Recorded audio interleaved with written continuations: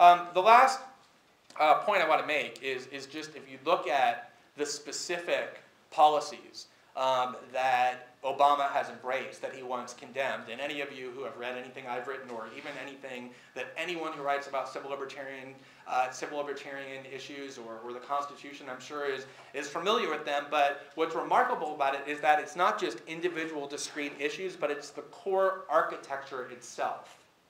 So we can talk about how the state secrets privilege was distorted beyond any recognition by Bush and Cheney, and how Obama is doing that, or how Bush and Cheney created a system where people can be put into prison without due process or trials, or use military commissions when we couldn't convict them in real trials, and how Obama is doing that as well, or how the foreign policy of Bush and Cheney was to meet terrorism with greater and greater aggression, even though, or probably because, that greater aggression would guarantee that terrorism would continue and even escalate, thus creating a cycle that never ends, that justifies the deprivation of all of these liberties.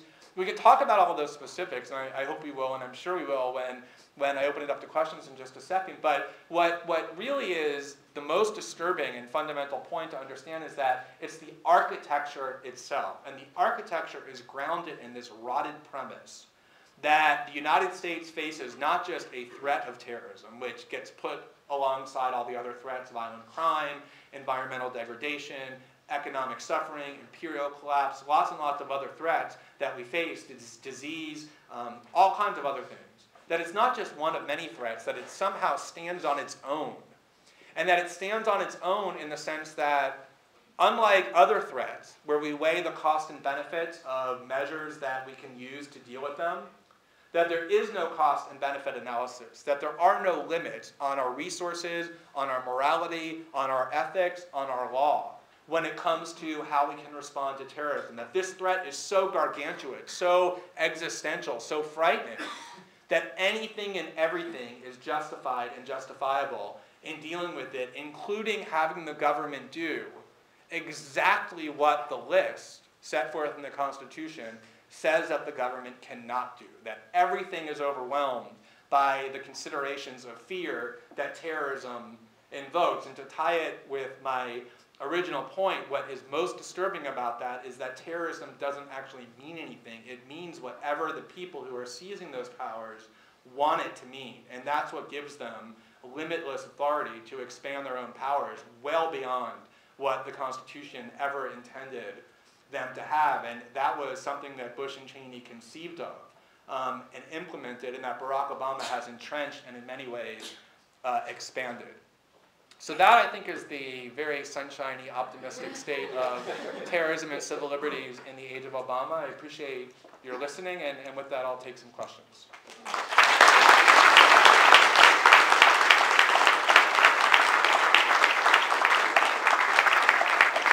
So I'll just call on people as I see them, and if you could just stand up, I think that'll help everybody here and ask, and we'll have a conversation. Yeah. You talk about civil liberties as constituting restrictions on government. That's good constitutional law, state action doctrine. But we also see a major problem with private, the private sector. We've seen it with telecommunications companies eavesdropping. We've seen it with the media firing people who say things that are outside the mainstream. And I suspect many of us who work for a living see it in our own organizations. Can you say something about the civil liberties issues of non-state actors? Sure. Well, there's one sense in which it was always believed, and I think fairly reasonably, that actions by the state are in a different category than actions by non-state actors. So that the state putting you into prison because you express an opinion that it dislikes is of a different and less threatening nature than having an employer decide that it doesn't want to associate itself with people who hold a certain view. Because if the state puts you in prison for views that you express that it dislikes, you're forced to remain in that cage, whereas if someone fires you because they don't want to associate themselves with people who have your views, you can seek out alternative employment. So both are forms of recrimination and punishment, but the power of the state is such that it can do things far more threatening. than non-state actors can, which is why these restrictions in the Constitution exist to constrain what the state can do rather than non-state actors. Having said that, one of the most disturbing trends that we have in the last couple of decades is that the way that government officials are starting to circumvent these constraints, aside from just their favorite way, which is just ignoring them, is to figure out how to outsource these government functions to private corporations. So that, for example, if you look at our intelligence and defense communities, it's not just some, but the vast bulk of the extraordinary things that our government does in secret in terms of defense and intelligence actions that are now carried out by private entities that are essentially report to the government, that are really an arm of the government, but that are not legally or formally government entities. And so all of the limitations and safeguards that we've enacted both in the Constitution and in statutes designed to bring transparency to these things, designed to bring oversight and accountability, are inapplicable. They've essentially figured out a way to circumvent those constraints by farming out core government functions to essentially to private actors. And what that has done is it's really resulted in a merger of the government and the private sector, which really ought to be kept separate. And in fact, I don't like to use this word because it's just too inflammatory and it means too many things to different people. But if you look at the classic academic case of fascism, if you just go to a political science book and look up fascism, it doesn't mean, you know, people putting on armbands and uniforms and marching with their arms raised or erecting concentration camps and gas chambers. What it means is what the Germans did before anything else, which was merge the private and public sector so that the government is basically annexed by corporations which control the government, and at the same time, the corporations get merged into the government so that it essentially owns and controls it and exercises the power that only government was supposed to exercise. And that is exactly what has happened. I mean, you look at the way in which we have private armies. Blackwater is a good example, but the bulk of our intelligence community and spying is in the hands of private corporations as well, and they're even more immunized from these constraints than government is, and that's an extraordinarily complex and very serious problem. Yep.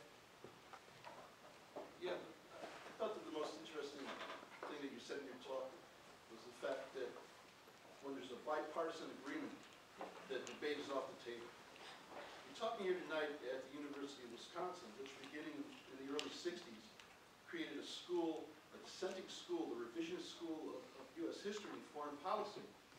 Central to their argument was the fact that foreign policy, U.S. imperial policy, was always then and now, you know, from time immemorial, from the birth of the Republic, bipartisan.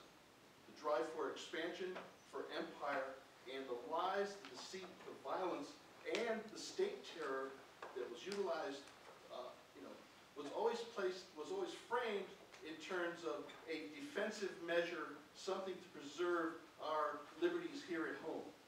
Right? That prevails today. If the Soviet Union still existed, we would not have a war on terror as the major ideological mobilizing fact of our lives today.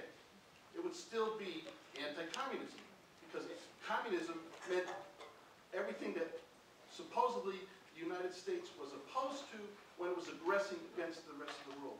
Please talk about that. That is the mobilizing fact, the ideological fact, the utility of the war on terror in keeping us all basically in our seats. Right. Well, I mean, you know, that's a complex issue, but an extremely important one, and you put your finger on a lot of important things. And one interesting aspect of that is that, you know, oftentimes the real truths of how our political system work are completely obscured and hidden and denied in lieu of, you know, sort of more pleasant slogans and propaganda. But in this case, even our most banal media figures and our most entrenched political elites will acknowledge, although in less stark terms, what you just said, which is there's sort of this cliche in Washington that political debate ends at the border of the United States or at the water of the United States, meaning it's fine to debate, have Democrats and Republicans get together and disagree about the tax code and healthcare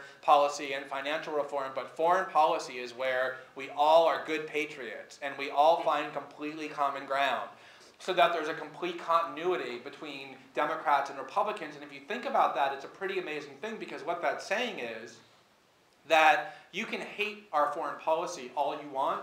You can think that it's destroying our economic well-being, which it is, that it's deeply immoral, which it is, that it's doing more than anything else to provoke the very terrorism threats that we're supposedly all devoted to stopping, which is also true. You can think all of those things, but there's nothing you can do about them, because you can go to the polls and cast your vote all you want for Democrats or Republicans, and none of it will change. And they tell you that. They say these political disputes have a cessation at water's edge. And of course, you look at the history of the United States, even if they didn't tell you that, you would be able to know that that was the case already. And the reason why that is because there are powerful factions in Washington whose power depends upon this constant expansion of what Dwight Eisenhower 50 years ago warned us would become the military-industrial complex. That without this enemy, that puts the United States into, and citizens into a state of perpetual fear, without that, there'd be no acquiescence to the idea that, yes, please go ahead and cut our Social Security as you pour another $100 billion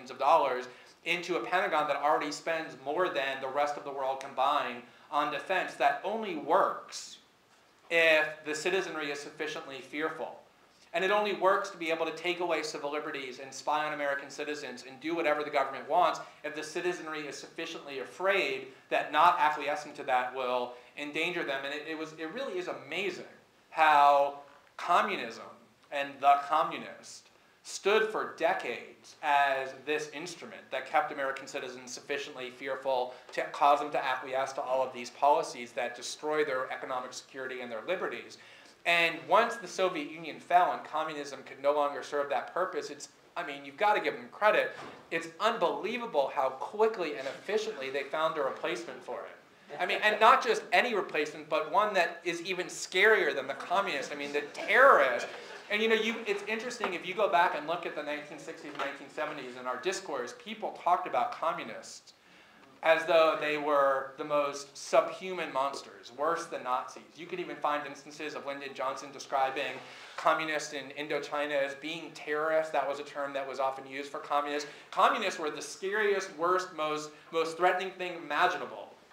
But if you now tell people, well, you know what, while we were fighting those scary, horrible communists, we didn't eavesdrop on American citizens without getting warrants from the FISA court, and we didn't imprison American citizens without trials, and we didn't compile hit lists of American citizens for assassination. We were able to vanquish the communists without doing all of those things. They'll tell you, well, the communists weren't actually that bad. They were actually really rational. They were kind of like us. They were white. They were Western.